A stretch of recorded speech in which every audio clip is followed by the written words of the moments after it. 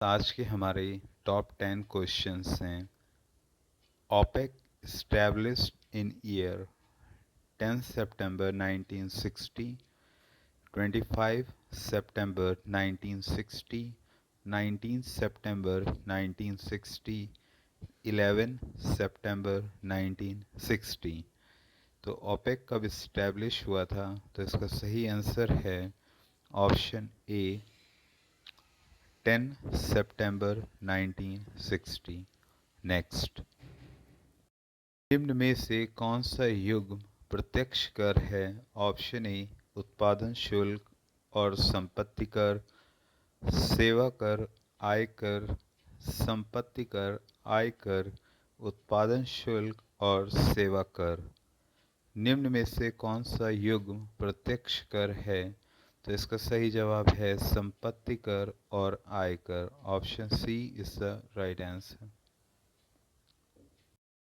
व्यय में वृद्धि के परिणाम स्वरूप फ्लिप वक्र दाहिनी तरफ प्रतिस्थापित होता है, फ्लिप वक्र बाईं ओर प्रतिस्थापित होता है, फ्लिप वक्र बेरोजगारी बढ़ती है और मुद्रास्फीति गिरती है, फ्लिप वक्र में बेरोजगारी गिरती है और मुद्रास्फीति बढ़ती है। तो सार्वजनिक व्यय में वृद्धि के परिणाम फ्लिप वक्र में बेरोजगारी गिरती है तथा मुद्रास्फीति बढ़ती है। Option D is the right answer. तेल निर्यात पर नियंत्रण रखता है? ऑप्शन ए कार्टेल के द्वारा, ऑप्शन बी राशि पतन या डंपिंग के द्वारा, ऑप्शन सी मोनोपोली या एकाधिकार के द्वारा, ऑप्शन डी इनमें से कोई नहीं। तो ओपेक जिसका निर्माण या स्थापना 10 सितंबर 1960 में हुई थी, यह तेल को नियंत्रित करने का कार्य करता है।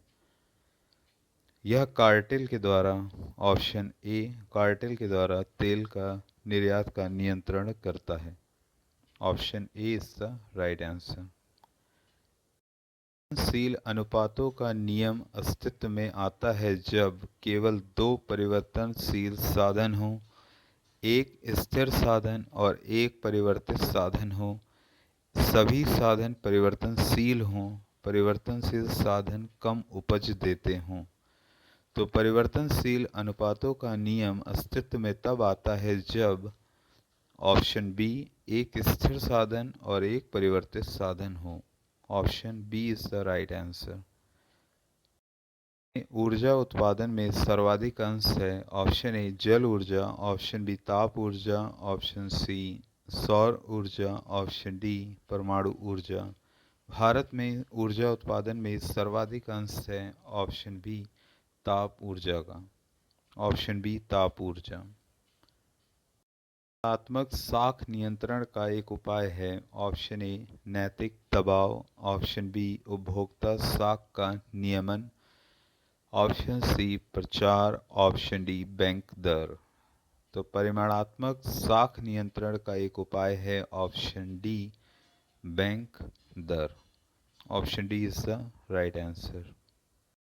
मांग वक्र के विभिन्न बिंदुओं पर मांग की लोच या इलास्टिसिटी डिमांड अलग अलग होती है, अनंत होती है, शून्य होती है या समान होती है। तो एक मांग वक्र के विभिन्न बिंदुओं पर मांग की लोच, ऑप्शन ए अलग अलग होती है। वक्र किनके बीच संबंध स्थापित करता है? ऑप्शन ए मजदूरी एवं श्रम आपूर्ति, ऑप्शन बी मुद्रास्फीति एवं बेरोजगारी, ऑप्शन सी कीमत एवं मांग, ऑप्शन डी समग्र आपूर्ति और समग्र मांग। तो फ्लिप वक्र किनके बीच संबंध स्थापित करता है? Option B is the right answer, मुद्रास्फीति और बेरोजगारी। अर्थशास्त्री का विचार था कि बैंक दर में परिवर्तन ब्याज की अल्पकालीन दरों तथा कार्यशील पूंजी के माध्यम से अर्थव्यवस्था पर प्रभाव डालते हैं। Option A Adam Smith, option B De Cock, option C Hawtrey, option D इनमें से कोई नहीं। तो किस अर्थशास्त्री का विचार था कि बैंक दर में परिवर्तन ब्याज की अल्पकालीन दरों तथा कार्यशील पूंजी के माध्यम से अर्थव्यवस्था पर प्रभाव डालते हैं? Option C is the right answer, Hawtrey. One is not a factor of production. Option A money, option B land, option C capital, option D labor. So which one is not a factor of production? तो सही जवाब है option A, money.